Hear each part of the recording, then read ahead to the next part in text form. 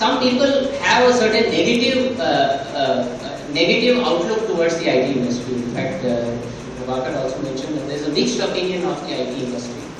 And we, on the other hand, look upon the IT industry as an asset. Right? It is an asset for the country.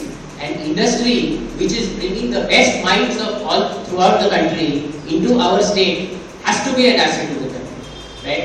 A place where Karnataka can become a center for the best brains in the country to come in should definitely be looked at an asset to our country. Various research have proved that one job created in the IT sector is equal to 4 jobs in the allied sector. That includes the transportation industry, that includes the hotel industry, that includes various other industries over here. So certainly the IT industry can never be anything but an asset to Karnataka. I believe the reason people really have a negative outlook is because while the IT sector has grown, they have not been able to manage this growth. They have not been able to cope up with the sudden increase in growth.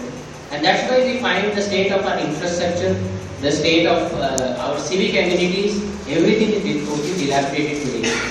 Our building sanctions these days are given without proper water facility, without proper electricity facility in them, and that is why the state of the city is also a little difficult right now. And primarily, the IT sector, the IT employees are the worst affected from this infrastructure, because the IT sector, the employees are the ones who are traveling the maximum amount of distances. Right? IT sector employees, if you look at the average employee, today they are traveling 1 hour, 1.5 hours per way. So if there is a traffic problem in the city, the IT employee is the one, IT and ITS employees are the one who are affected the most. And this is, in fact, if you look at it, the problems of the IT sector are primarily the problems of the average Bangalorean also. Now, problems of the IT sector is also the problems of the average Bangalorean. The same problems of traffic, the same problems of lack of civic amenities, the same problems of corruption is what we need to address. So keeping in mind, I'll give you three instances where you can actually see the governance that is currently there is so inconvenient for the use of IT employees. For one, the first is that the average IT employee works quite late in the evenings. Around at least 7:30, 8 o'clock. I have been an employee of the ITES sector, BPO sector. So the average IT employee typically goes home at maybe about 7:30 or even later than that. And their work is throughout the week. But if you look at our government offices, they are all open only on the weekdays. And on the weekends, they are all closed. Right? Except for Saturdays, that too these days our IT companies work even on Saturdays. So that is the mismatch between what the IT sector is and what the government is currently offering. The second option, I mean, look at that. Many people in the IT sector, I worked in the IT sector, I used to come home at 9:30, 10 in the night. Not one restaurant was open. Sometimes even it used to become 11:30.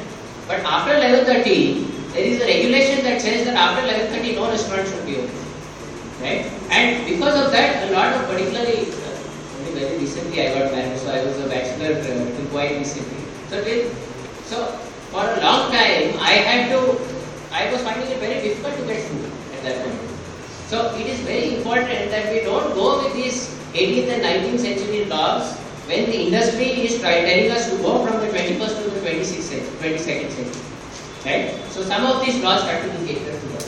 Now the next thing is about e-governance. Okay.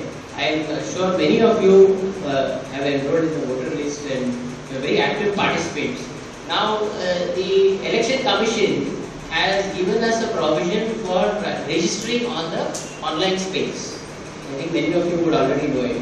But even if you register on the online space, you still have to do the manual procedures. That is what I got to know from one of the electoral officers. So what is the point of registering online? What is the point of having an online interface when you actually have to go to the voting booth and register? Right? So these are the things where people who are not exposed to how the young people work, who are not exposed to how the youth and the IT employees want to conduct their life, they are creating policies like this, and which is something that is very promising. At Lok Satta Party, I've been part of Lok Satta since 2008 when the party was instituted as one of the founding members of the party. In the last 5 years, we have taken up various issues, particularly about infrastructure in the city, solid waste management, the traffic control room that you have right now is one of our initiatives. The Big Ten bus. Many of our volunteers have done a lot, because the idea of forming a party itself is not necessarily only to win elections. Elections is definitely a very important part, because unless you win elections, you don't get the power to make that change.